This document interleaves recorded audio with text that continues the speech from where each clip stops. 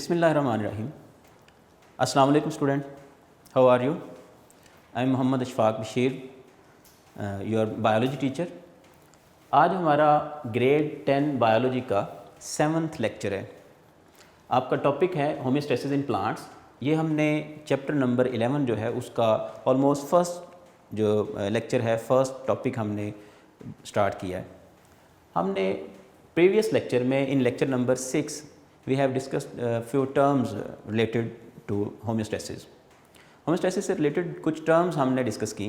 पहले नंबर पे तो हमें होमियोस्टेसिस की अगेन जो है वो डेफिनेशन याद होनी चाहिए।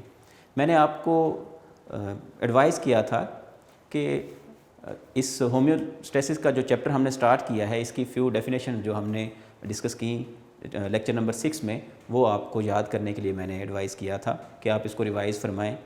अगर आपको वो चंद डेफिनेशन याद हैं तो हम फर्दर जो है अपना काम स्टार्ट कर सकते हैं। होमियोस्टेसिस के अलावा हमने 3 डेफिनेशंस और डिस्कस की थी। नंबर 1 पे osmo regulation, what is osmo regulation. Number 2 पे थर्मो रेगुलेशन, और नंबर 3 पे हमने डिस्कस किया था एक्सक्रीशन को। अब आप अपने माइंड में एक बार फिर से रिवाइज फरमा लें कि what is homeostasis, what is osmo regulation, what is thermo regulation and what is excretion, और इनका आपस में क्या ताल्लुक़ है। हमने प्रीवियस लेक्चर में ये डिस्कस किया कि होमियोस्टेसिस जो है ये एक्चुअली मेंटेनेंस है। We can define homeostasis as it is maintenance of internal body conditions. Internal body conditions, for example हमारा बॉडी टेम्परेचर जो है ये एक इंटरनल बॉडी कंडीशन है। आपने ये भी पढ़ा है कि हमारा इंटरनल बॉडी टेम्परेचर जो है उसको 37 डिग्री सेल्सियस पे मेंटेन किया जाता है। ये हमारा इंटरनल बॉडी टेम्परेचर है। In previous lecture we have discussed that 37 degree Celsius temperature जो है ये एग्जैक्टली 37 नहीं रहता। ये 37 जो है ये कह लें कि ये एक सेंट्रल पॉइंट है, थोड़ा बहुत ऊपर नीचे जो है वो होता रहता है। हम इसको बोलते हैं कि चेंजेस तो होती हैं लेकिन इन narrow range. Broader range changes जो हैं, जैसे कि सर्दी में हमारे यहाँ टेम्परेचर जो है वो माइनस में चला जाता है बाज़ एरियाज़ में, और जो है इस हमारे यहाँ जो है टेम्परेचर 10 डिग्री सेल्सियस और लेस देन 10 डिग्री सेल्सियस जो है वो सर्दियों में पहुँच जाता है। जबकि गर्मियों में टेम्परेचर यही जो है 40+ में होता है, 40 और 50 के दरमियान में रहता है। तो अब इतनी बड़ी चेंज आ रही है, ये ब्रॉडर चेंज है। ये ब्रॉडर चेंज है, इसको हम इस तरह से समझ सकते हैं कि ये एनवायरमेंटल चेंज है। एनवायरमेंटल चेंज जो है, टेम्परेचर जो है वो चेंज हो रहा है from 5 degree Celsius to 45 degree Celsius, let's say. ये मैंने आपको समझाने के लिए एग्जांपल लिए। तो ये एक ब्रॉडर चेंज है, ये एनवायरमेंटल चेंज है। लेकिन जो हमारी बॉडी में चेंज हो रही है, हमारी बॉडी में जो टेम्परेचर चेंज हो रहा है वो एक बिल्कुल जो है वो माइनर सा है, 37 डिग्री सेल्सियस और इससे कुछ ज़्यादा और कुछ कम, लेट्स से 37.6 डिग्री सेल्सियस, और फिर इसी तरह से 36.8 डिग्री सेल्सियस, इस रेंज में जो है वो टेम्परेचर रहेगा। अब ये इसको हम बोलते हैं ये नैरो रेंज है और ये ब्रॉडर है, ये ब्रॉडर चेंज है। सो एनवायरनमेंट में जो है वो ब्रॉडर लेवल पे जो है चेंजेस हो रही हैं, जबकि हमारी body, within our body, ये चेंज जो है वो नैरो कहलाती। अब अगेन मैं डिफाइन करता हूँ होमियोस्टेसिस को। Homeostasis is maintenance of internal body conditions at equilibrium despite fluctuations, despite changes in external environment. अब एक्सटर्नल एनवायरनमेंट में इस कदर बड़ी चेंजेस हो रही हैं, लेकिन हमारा जो इंटरनल बॉडी कंडीशन है, हमारा जो इंटरनल बॉडी टेम्परेचर है वो 37 डिग्री सेल्सियस या कुछ कम ज़्यादा। तो ये माइनर रेंज है, ये नैरो रेंज है। मेरे ख्याल में होमियोस्टेसिस की समझ आ गई होगी आपको। अब हम फर्दर चलते हैं होमियोस्टेसिस इन प्लांट्स। इससे पहले एक और बात ज़रा ज़हनशीन फरमा लें कि होमियोस्टेसिस को सपोर्ट करते हैं 3 फर्दर अवामिल, 3 फर्दर प्रोसेसेस, जिनको हमने नाम दिया। वो प्रोसेसेस कौन कौन से थे? नंबर 1 पे वो प्रोसेस था ऑस्मो रेगुलेशन।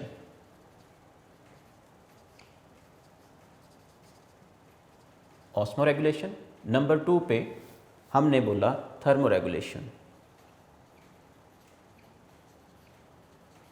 और नंबर 3 पे हमने डिफाइन किया, हमने डिस्कस किया इन previous lecture, lecture number 6, excretion. ये 3 प्रोसेसेस हैं जिनको बोला जा सकता है कि ये प्रोसेसेस होम्योस्टेसिस के प्रोसेस हैं, ये होम्योस्टेसिस को सपोर्ट कर रहे हैं। इनकी वजह से होम्योस्टेसिस या कह लें मेंटेनेंस जो है वो रोएकार लाई जा सकती है, मेंटेनेंस जो है उसको कारआमद बनाया जा सकता है। तो osmo regulation, what is osmo regulation, thermo regulation and excretion, ये 3 डेफिनेशंस हमने प्रीवियसली जो है डिस्कस भी की। अब मैं अगेन इनको आपको समझाने के लिए एक बार फिर से डिफ़ाइन करता हूँ और फिर हम फर्दर चलते हैं कि मैं ये डेफिनेशन असल में इसलिए आपको समझा रहा हूँ कि हमारा होम्योस्टेसिस इन प्लांट्स की जब हम बात करें तो हमारा कंसर्न क्या ऑस्मो रेगुलेशन से है, हमारा कंसर्न थर्मो रेगुलेशन से है, हमारा कंसर्न जो है वो एक्सक्रीशन से है। किस प्रोसेस को जो है वो हम डिस्कस करने जा रहे हैं। अब ये सारे प्रोसेसेस जो हैं इनका ताल्लुक होम्योस्टेसिस से है। ऑस्मो रेगुलेशन क्या है, इसको हमने बोला ये भी एक्चुअली मेंटेनेंस है of salt, maintenance of amount of salt and water in body fluids. इसी तरह से थर्मो रेगुलेशन की हमने बात की तो हमने बोला it is maintenance of body temperature at equilibrium. इसी तरह से एक्सक्रीशन को हमने डिफ़ाइन किया तो हमने कहा एक्सक्रीशन जो है ये एलिमिनेशन ऑफ वेस्ट है, elimination of waste material, elimination of nitrogenous waste, तो इसको हमने बोला एक्सक्रीशन। तो ये तीनों प्रोसेसेस जो हैं ये एज अ होल एक चीज़ के लिए ही काम कर रहे हैं, दैट इज़ होम्योस्टेसिस। अब प्लांट्स जो हैं वो होम्योस्टेसिस के लिए ऑस्मो रेगुलेशन भी परफॉर्म कर रहे हैं, थर्मो रेगुलेशन भी परफॉर्म कर रहे हैं, एक्सक्रीशन भी परफॉर्म कर रहे हैं। लेकिन हम आज के लेक्चर में जो आपकी बुक में उसने डिस्कस किया हम उसी को डिस्कस करेंगे। हायर लेवल पे उन्होंने बताया हुआ है कि थर्मो रेगुलेशन प्लांट्स जो है वो इसको कैसे कैरी आउट करते हैं। ऑल्दो हम थोड़ी बहुत बात इस पर भी करेंगे, लेकिन हम अपने की पॉइंट्स की तरफ चलते हैं कि आज के लेक्चर में हम होम्योस्टेसिस इन प्लांट्स जो है इसमें जो हमारे की पॉइंट्स हैं, जो हमारे मेजर पॉइंट्स हैं, इस लेक्चर के पार्ट्स हैं, हम उसकी बात करेंगे। जी, होम्योस्टेसिस इन प्लांट्स को आपकी बुक में उसने डिवाइड किया है इन पॉइंट्स में। नंबर 1 पे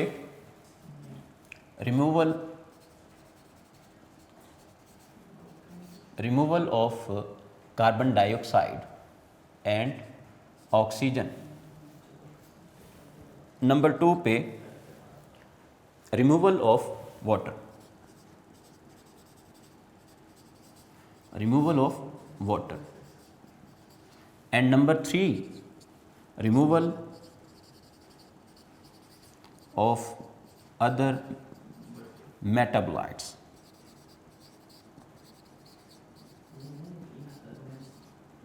Metabolites or we can say wastes or chemicals. तो ये हमारे हैं आज के लेक्चर के की पॉइंट्स। हम इनको 1 बाय 1 जो है डिस्कस करने जा रहे हैं। जी, removal of carbon dioxide and oxygen, then removal of water और रिमूवल ऑफ अदर मेटाबोलाइट्स और वेस्ट। असल में उसने इस तरह से डिवाइड किया है कि removal of carbon dioxide and oxygen ये गैस फेज़ की बात कर रहे हैं कि प्लांट्स में जो गैसियस स्टेट में वेस्ट बनते हैं उनको किस तरह से जो है वो ठिकाने लगाया जाता है, किस तरह से उनसे जो है वो छुटकारा पाया जाता है। और दूसरे नंबर पे है रिमूवल ऑफ वाटर, ये एक्सेस वाटर है।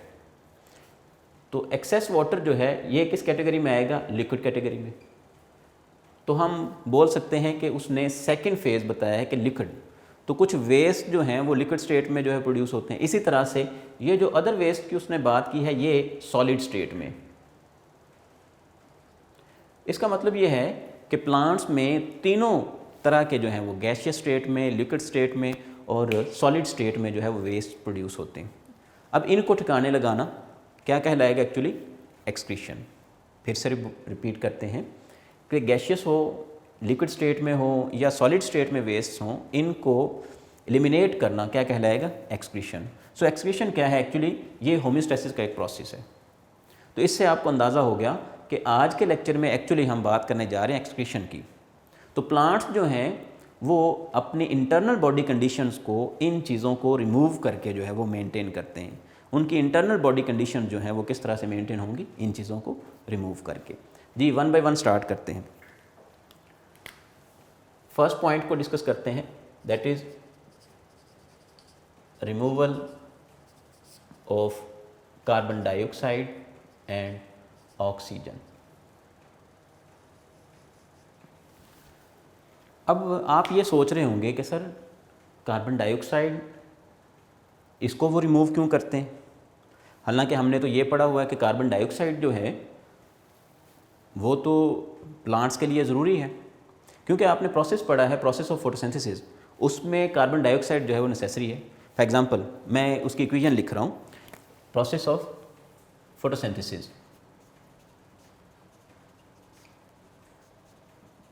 फोटोसिंथेसिस के लिए हम इक्वेशन लिखते हैं carbon dioxide CO2 plus H2O goes to C6H12O6 plus O2। लेकिन ये प्रोसेस आपको पता है in the presence of light and chlorophyll होता है जी।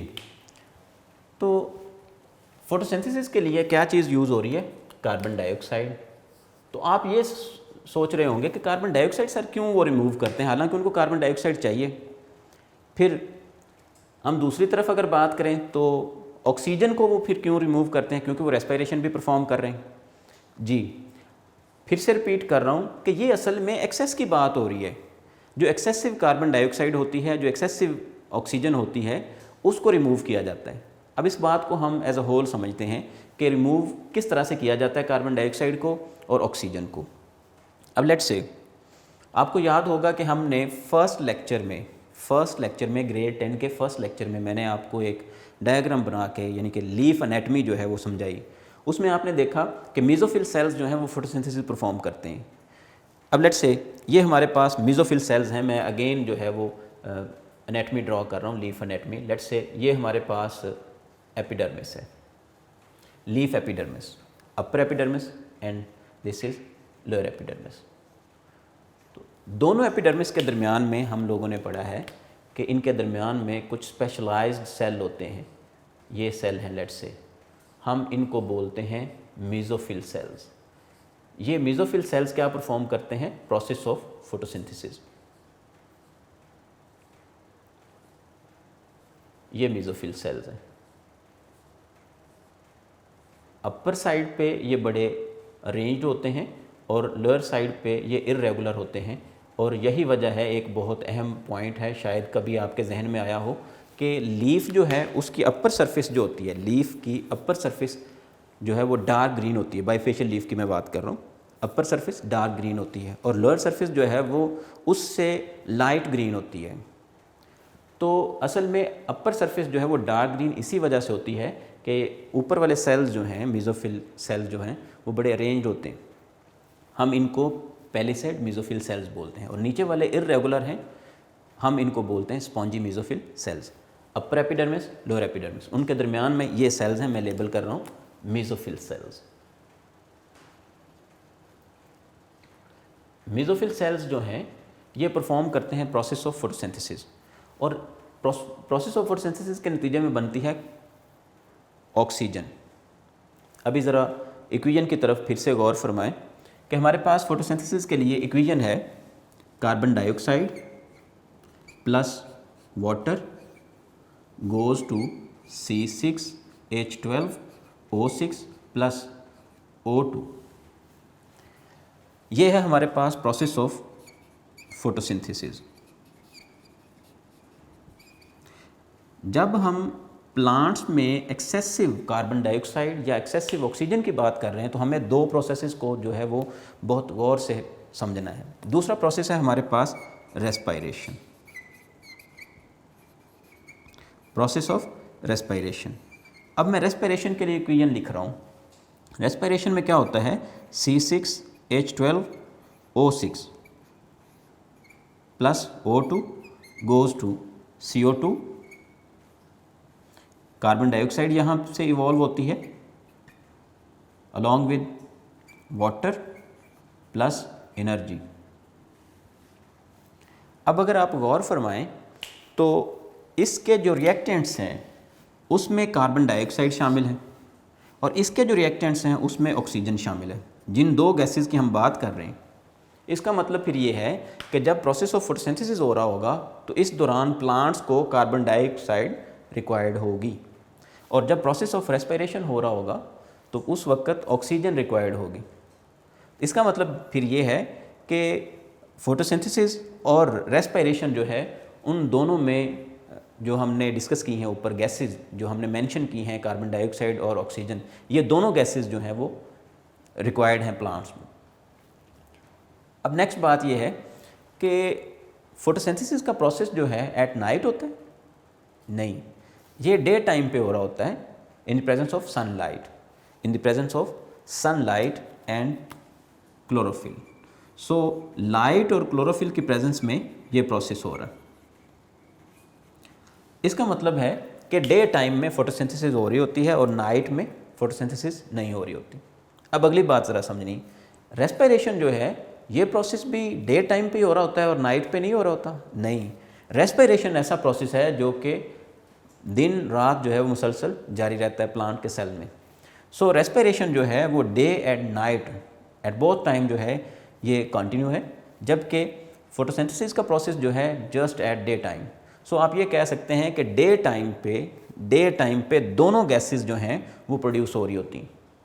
During the process of respiration जो कार्बन डाइऑक्साइड प्रोड्यूस हो रही होती है, कार्बन डाइऑक्साइड जो प्रोड्यूस हो रही होती है ये यूज़ हो जाती है in photosynthesis during day time, और जो ऑक्सीजन प्रोड्यूस होती है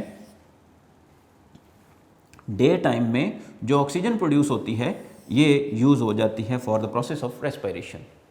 इस तरह से प्रोसेस ऑफ रेस्पिरेशन को सपोर्ट किया जाता है by process of photosynthesis, and process of photosynthesis जो है इसको सपोर्ट किया जाता है बाय प्रोसेस ऑफ रेस्पिरेशन। लेकिन यहाँ पे एक बात और ज़रा समझने वाली है कि डे टाइम में रेट ऑफ फोटोसिंथेसिस जो है ये कहीं ज़्यादा होता है एज़ कम्पेयर टू रेस्पिरेशन। तो रेट ऑफ फोटोसिंथेसिस जो है वो ज़्यादा होने की वजह से कार्बन डाइऑक्साइड की जो है वो रिक्वायरमेंट भी बढ़ जाती है। अब इसके नतीजे में क्या करते हैं, प्लांट्स को कार्बन डाइऑक्साइड जो है फ्रॉम आउटसाइड द प्लांट जो है फ्रॉम आउटसाइड द बॉडी उनको रिक्वायर होता है। तो फिर कार्बन डाइऑक्साइड के जो मॉलिक्यूल्स हैं वो मूव करते हैं, लेट्स से ये कार्बन डाइऑक्साइड मॉलिक्यूल्स हैं, तो कार्बन डाइऑक्साइड मॉलिक्यूल जो हैं वो डे टाइम में लीव्स के इनसाइड मेसोफिल सेल्स तक पहुंचते हैं by the process of diffusion. इसी तरह से डे टाइम में फिर ऐसा भी होता है कि डे टाइम में फोटोसिंथेसिस का रेट जब बढ़ता है तो rate of production of oxygen जो है ये भी बढ़ जाता है। अब ऑक्सीजन की क्वांटिटी बढ़ती जाती है तो ऑक्सीजन की क्वांटिटी अंदर बढ़ने की वजह से, परसेंटेज अंदर बढ़ने की वजह से, ऑक्सीजन की रेशियो बढ़ने की वजह से ऑक्सीजन जो है वो मूव करती है फ्रॉम इनसाइड टू आउटसाइड। यही वजह है कि डे टाइम में हम बोलते हैं कि फोटोसिंथेसिस के नतीजे में ऑक्सीजन बन रही होती है, और ऑक्सीजन बनती है फोटोसिंथेसिस के नतीजे में तो प्लांट्स उस ऑक्सीजन को जो है वो इवॉल्व कर देते हैं। अब हम एक दो लाइन में इस सारी डिस्कशन को जो है वो वाइंड अप करते हैं। हम ये कह सकते हैं कि प्लांट्स के जो लीव्स हैं, प्लांट लीव्स और ग्रीन स्टेम्स जो हैं, यंग स्टेम्स जो हैं, वो दो तरह की सिचुएशन को सामना कर रहे होते हैं, दो तरह की सिचुएशन जो है उनका सामना कर रहे होते हैं। डे टाइम में कोई और सिचुएशन है और नाइट में कोई और सिचुएशन है। डे टाइम में both processes, process of photosynthesis and process of respiration दोनों ही चल रहे हैं, लेकिन एट नाइट जो है फोटोसिंथेसिस का प्रोसेस रुक जाता है और रेस्पिरेशन का प्रोसेस जो है वो जारी रहता है। इसका मतलब है डे टाइम में ऑक्सीजन प्रोड्यूस हो रही होती है, यही वजह है कि प्लांट्स जो है वो ऑक्सीजन को इवॉल्व कर रहे होते हैं। जबकि हम बात करें नाइट की तो at night only the process of respiration जो है ये जारी होता है, जिसकी वजह से कार्बन डाइऑक्साइड प्रोड्यूस होती है। अब डे टाइम में तो ऐसा हुआ कि प्रोसेस ऑफ रेस्पिरेशन जो है उसके नतीजे में बढ़ने वाली कार्बन डाइऑक्साइड को यूज़ कर लिया गया for the process of photosynthesis. लेकिन नाइट में क्या करेंगे, तो नाइट में इस कार्बन डाइऑक्साइड जो है इसको इवॉल्व कर दिया जाता है, इसको जो है वो आउटसाइड द बॉडी जो है वो डिफ्यूज़ कर दिया जाता है bye general surface, general surface यानी कि प्लांट की पूरी बॉडी जो है वो ख़ास तौर पर रूट्स के ज़रिए से, रूट में जो रूट हेयर्स मौजूद हैं उनके ज़रिए से जो है इसको इवॉल्व कर दिया जाता है एक्सेसिव कार्बन डाइऑक्साइड को, या फिर जो है वो क्यूटिकल के ज़रिए से, कुछ स्टोमेटा के ज़रिए से, इस तरह से जो है वो सारी की सारी कार्बन डाइऑक्साइड जो है वो एट नाइट इसको जो है इवॉल्व कर दिया जाता है। तो जैसे जैसे कह लें कि लाइट की कमी होती जाती है, जैसे लाइट इंटेंसिटी कम होती जाती है, वैसे वैसे जो है कार्बन डाइऑक्साइड कंसनट्रेशन जो है इसकी कंजम्पशन भी कम होती जाती है, और साथ ही साथ जो बॉडी में इनसाइड प्लांट बॉडी जो कार्बन डाइऑक्साइड मौजूद होती है उसको भी इवॉल्व कर दिया जाता है। अब हम अपने नेक्स्ट पॉइंट की तरफ चलते हैं, नेक्स्ट की पॉइंट की तरफ चलते हैं, that is removal of water. अभी हमने डिस्कस किया removal of carbon dioxide and removal of oxygen. Second point है हमारा removal of carbon dioxide and oxygen. तो removal of carbon dioxide and oxygen की तरफ जाते हैं।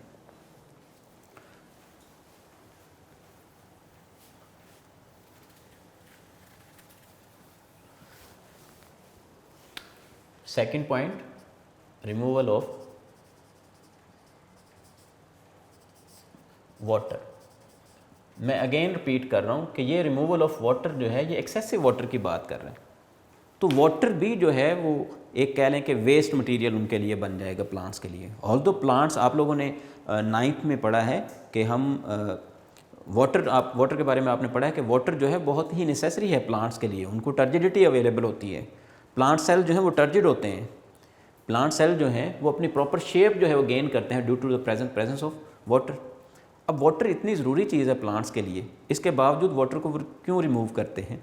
वाटर जो है ये एक्सेसिव वाटर जो होता है उसको रिमूव करते हैं, जो उनकी ज़रूरत से बढ़ के होगा वाटर उसको रिमूव किया जाता है। इसके लिए कुछ प्रोसेसेस हैं रिमूवल ऑफ वाटर के लिए, वो कौन कौन से प्रोसेसेस हैं उनको हम डिस्कस करने जा रहे हैं। अब नॉर्मल प्लांट्स जो हैं वो किस तरह से इसको रिमूव करते हैं वाटर को? नॉर्मल प्लांट्स जो हैं ये एक्सेसिव वाटर को इस तरह से रिमूव करते हैं कि डे टाइम में तो डे टाइम पे तो वाटर जो है वो रिमूव किया जाता है through stomata, at day time through stomata. तो एट नाइट जो है वो भी किसी हद तक जो है वो डिफ्यूजन हो रहा होता है, होल बॉडी जो है जनरल सरफेस जो है उसके ज़रिए से भी वाटर जो है वो रिमूव हो रहा होता है। तो डे टाइम में थ्रू स्टोमेटा, और स्टोमेटा हमें पता है, हम प्रीवियस लेक्चर्स में पढ़ चुके हैं कि स्टोमेटा मौजूद होते हैं यंग स्टेम्स में और लीव्स में। तो लीव्स की सरफेस पे और यंग स्टेम की सरफेस पे जो है स्टोमेटा मौजूद होते हैं। तो डे टाइम में वाटर जो है वो रिमूव हो रहा होता है फ्रॉम स्टोमेटा। नाइट टाइम पे चूँकि स्टोमेटा जो है वो ऑलमोस्ट क्लोज होते हैं, तो फिर किस तरह से जो है वो एक्सेसिव वाटर से छुटकारा पाया जाता है? इसके लिए स्पेशल मैकेनिज़्म जो है प्लांट्स इस्तेमाल करते हैं, और ये भी सारे के सारे प्लांट्स ऐसा नहीं करते। कुछ प्लांट्स जो हैं वो कैपेबल हैं to perform these phenomena, to perform this type of processes. For example let's say ये हमारे पास एक प्लांट है, लेट्स से ये हमारे पास एक ग्रास प्लांट है। तो ग्रासेस जो हैं उनमें ये फिनोमेना देखने को मिला है। एक्चुअली अगर ये सॉइल है तो सॉइल वाटर जो है, सॉइल में एक्सेसिव वाटर हो तो नाइट टाइम में ये एक्सेसिव वाटर इन सॉइल जो है ये एब्जॉर्ब होता है बाय रूट्स, और इस तरह से ये स्टेम का हिस्सा बन जाता है। फिर इसी तरह से लीव्स जो हैं उसमें पहुंच जाता है। तो आप ये कह सकते हैं सॉइल से ये वाटर जो है ये पहुंचता है इन जाइलम, इसको हम बोल सकते हैं स्टेम जाइलम, और स्टेम जाइलम से फिर ये पहुंचता है जी इन लीफ जाइलम। अब ये जाइलम के अंदर कहाँ से पहुंचा है वाटर? ये एक्सेसिव वाटर जो है ये सॉइल से पहुंचा है इनटू जाइलम, वो स्टेम जाइलम हो या लीफ जाइलम हो। अब ये जाइलम में जो वाटर मौजूद है, चूँकि कंटेंट ऑफ वाटर जो है वो सॉइल में ज़्यादा है, इस वजह से ये एक कह लें कि सॉइल वाटर जो है वो ज़्यादा होने की वजह से ऊपर लीफ जाइलम और स्टेम जाइलम जो है उसमें प्रेशर बढ़ जाता है, वाटर पोटेंशियल जो है वो बढ़ जाता है, जिसकी वजह से फिर ये जो ग्रास प्लांट्स हैं ये अपने लीव्स जो हैं उनकी टिप्स और एजेस पे स्पेशल टाइप के पोर्स मौजूद होते हैं। उन पोर्स के ज़रिए से ड्रॉपलेट्स की फॉर्म में जो है इस वाटर को इवॉल्व कर देते हैं, ड्रॉपलेट्स की फॉर्म में इस वाटर को एक्सक्रीट कर देते हैं। फॉर एग्जांपल ये हमारे पास लीफ है, लेट्स से ये लीफ है, ग्रास लीफ है हमारे पास। तो ग्रास लीफ जो है इसके टिप्स और एजेस जो हैं इन पे ड्रॉपलेट्स जो हैं वो शो होते हैं। ये टिप्स पे ड्रॉपलेट्स का जो है अपीयर होना, इसको हम बोलते हैं ये प्रोसेस ऑफ गटेशन है। Process of guttation. What is guttation? Guttation को हम बोल सकते हैं, डिफाइन कर सकते हैं, it is the appearance of water droplets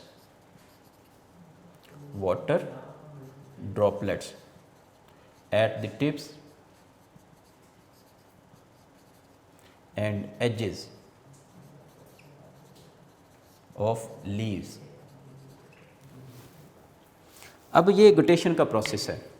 by the process of गुटेशन इस तरह से जो ग्रास लीव्स हैं, जो ग्रास प्लांट्स हैं, वो अपने लीव्स के ज़रिए से इस तरह से जो एक्सेसिव वाटर है उससे छुटकारा पा लेते हैं। अब हम पूरी बात ज़रा समझते हैं, इसको रिपीट करते हैं। रिमूवल ऑफ वाटर जो है डे टाइम में तमाम जो प्लांट्स हैं, मेसोफिटिक प्लांट्स यानी कि हमारे एनवायरनमेंट के जो प्लांट्स हैं, उनमें डे टाइम में थ्रू स्टोमेटा जो है वो प्रोसेस ऑफ ट्रांसपायरेशन हो रहा होता है। आप लोगों ने ट्रांसपायरेशन का प्रोसेस जो है वो ग्रेड 9 में आपने अच्छी तरह इसको पढ़ा है। प्रोसेस ऑफ ट्रांसपायरेशन क्या है? हम कहते हैं loss of water from plant surface. तो प्लांट सरफेस जो होल सरफेस से वाटर का इवॉल्व होना in the form of vapours जो है उसको हम बोलते हैं ट्रांसपायरेशन। सो आप ये कह सकते हैं कि एक तो प्रोसेस जो है डे टाइम पे ट्रांसपायरेशन का चल रहा होता है, प्रोसेस ऑफ ट्रांसपायरेशन। अब दूसरा प्रोसेस जो है वो गुटेशन का है, लेकिन गुटेशन का प्रोसेस जो है वो तमाम प्लांट्स में नहीं है। प्लांट्स कौन से? ग्रास प्लांट्स में। आप कह सकते हैं कि जो मोनोकोट प्लांट्स हैं उनमें मोस्टली ये फिनोमेना जो है वो देखने को मिलता है। फिर इसी तरह से गुटेशन जो है एक प्रोसेस हो गया, ट्रांसपायरेशन दूसरा हो गया हमारे पास गुटेशन। एक और प्रोसेस को मिक्सअप कर दिया जाता है बाज़ दफ़ा, गुटेशन और ड्यू जो है उन दोनों चीज़ों को जो है ओस शबनम जो है उन दोनों चीज़ों को मिक्सअप कर दिया जाता है। शायद ये एक ही चीज़ है, नहीं, ये हमने इसको गुटेशन को हमने डिफ़ाइन किया, ये क्या है actually appearance of water droplets at the tips and edges of leaves. जबकि ड्यू ड्रॉप्स जो होते हैं, ड्यू ड्रॉप्स जो हैं उनको मिक्सअप नहीं करना चाहिए विद गुटेशन। ड्यू ड्रॉप्स जो हैं वो एक्चुअली हैं एटमॉस्फेरिक वाटर होता है जो कंडेंस हो जाता है। सो वो actually condensation of water droplets. Atmospheric water असल में एटमॉस्फेरिक वाटर जो है वो एक्चुअली कंडेंस होकर ड्रॉपलेट्स बना देता है और वो प्लांट्स की सरफेस पे जो है हमें दिखाई देते हैं। तो हम बोलते हैं शायद ये जो है गुटेशन भी एक्चुअली ड्यू है। तो इनको कंफ्यूज नहीं करना चाहिए, गुटेशन और चीज़ है और ड्यू ड्रॉप्स और चीज़ है। इसके बाद हमारे पास लास्ट जो है point, that is removal of other metabolites, removal of other wastes. जी, थर्ड पॉइंट की तरफ चलते हैं, removal of other wastes. Other waste जो हैं, अब कार्बन डाइऑक्साइड और वाटर जो है, carbon dioxide, oxygen and water के अलावा थर्ड कैटेगरी हमारे पास आ गई है अदर मेटाबोलाइट्स और अदर वेस्ट। पहले नंबर पे तो मेटाबोलाइट मैं क्यों बोल रहा हूँ और मेटाबोलाइट क्या होते हैं। आप लोगों ने एक डेफिनेशन पढ़ी है मेटाबॉलिज्म, 9th ग्रेड में आपने डेफिनेशन पढ़ी है मेटाबॉलिज्म। तो प्लांट्स के अंदर जितने भी प्रोसेसेस हो रहे हैं हम उनको बोलते हैं मेटाबॉलिज्म, यानी कि all processes occurring in living body are collectively known as metabolism. Metabolism में जो रिएक्टेंट्स शामिल हैं या प्रोडक्ट्स शामिल हैं हम उनको बोलते हैं मेटाबोलाइट्स। अब जाहिर सी बात है कि जो भी लिविंग बॉडी उसमें डिफरेंट टाइप के जो है केमिकल रिएक्शंस हो रहे हैं, उन केमिकल रिएक्शंस को डेफिनेटली कोई केमिकल जो है परफॉर्म करवा रहे हैं, तो वो सारे के सारे केमिकल्स असल में मेटाबोलाइट्स कहलाते हैं। तो कुछ मेटाबॉलिज्म के नतीजे में कुछ जो वेस्ट मटेरियल प्रोड्यूस होते हैं उनमें कुछ केमिकल्स यहाँ पे आपकी बुक में उसने डिस्कस किए हैं, वो किस तरह से प्लांट्स रिमूव करते हैं हम उनकी बात करने जा रहे हैं। जी, रिमूवल ऑफ अदर वेस्ट की जब हम बात करें तो उसमें उसने आपकी बुक में उसने एक एग्जांपल दी है कि कुछ प्लांट्स ऐसे हैं कि जो अपने लीव्स और स्टेम्स के अंदर सेव कर लेते हैं, लीव्स और स्टेम्स के अंदर सेव कर लेते हैं कुछ हार्मफुल वेस्ट मटेरियल जो हैं उनको कन्वर्ट करके into harmless materials. For example आप ऐसा कह लें कि कोई पॉइजनस मटेरियल जो है उसको लेस पॉइजनस या कह लें नॉन पॉइजनस जो है उसमें कन्वर्ट करके उसको सेव कर लेते हैं plants into their leaves, into their stems.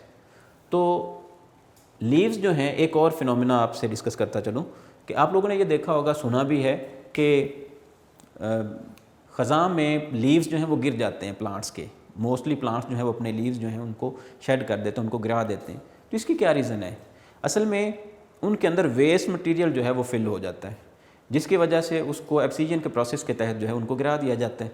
अब लीव्स जो हैं उनके अंदर वेस्ट मटेरियल जो है उस मौजूद होता है और इस तरह से जो है प्रोसेस ऑफ एक्सक्रीशन भी परफॉर्म कर देते हैं बाय लीफ शेडिंग प्लांट्स जो हैं।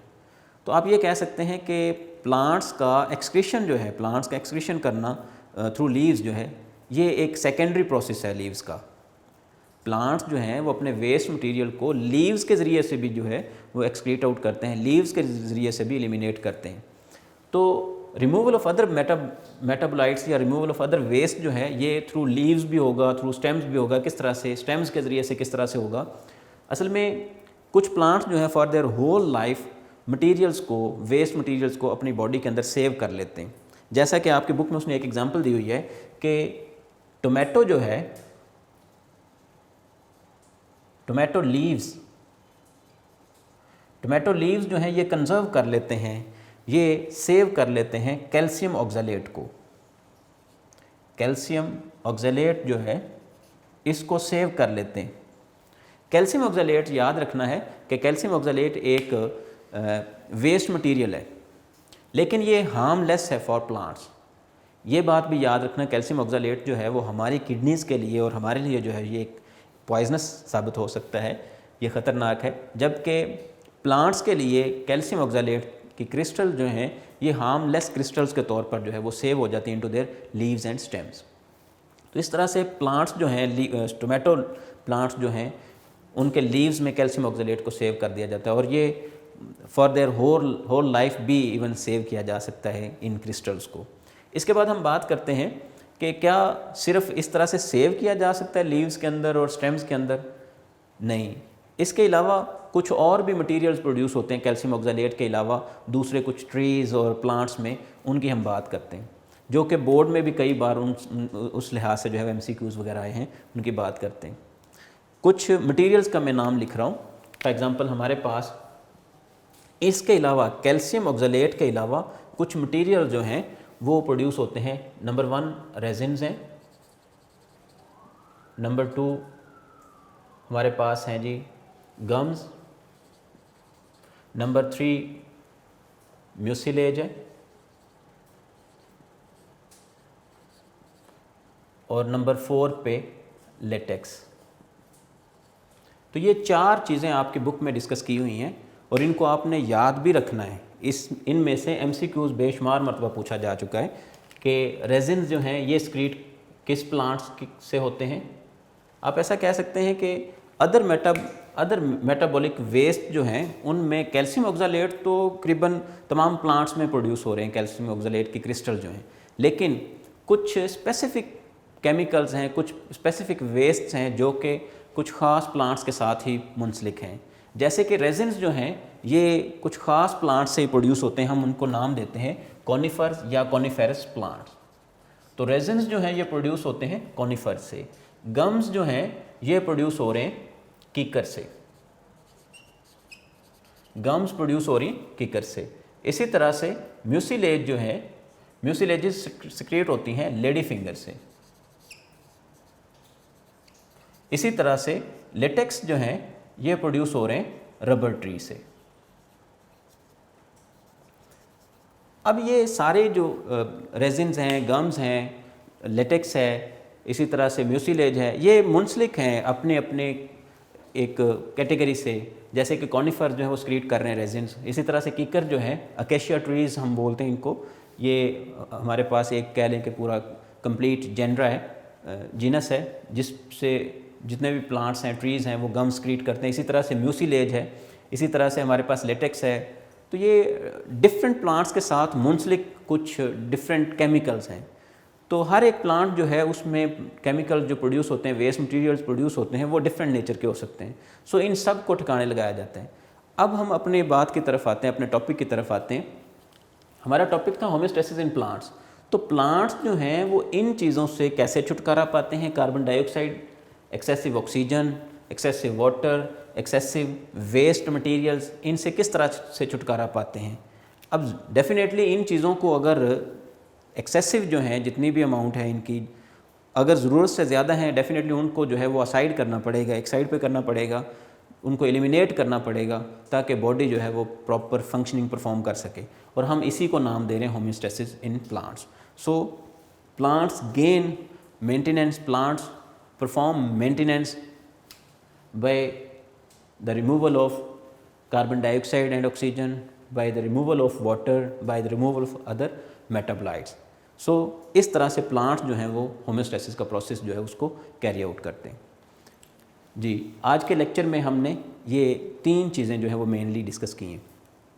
अब एंड पे हमेशा की तरह मैं आपको नसीहत करूँगा कि आपने जो है वो अपने टाइम को ज़ाया नहीं करना। काइंडली आप इन सारी चीज़ों को, इस सारे लेक्चर को जो है वो रिवाइज़ करें, अपनी बुक से रिवाइज़ करें, आप अपने यूनिक नोट्स से जो है वो इनको रिवाइज़ फरमाएं।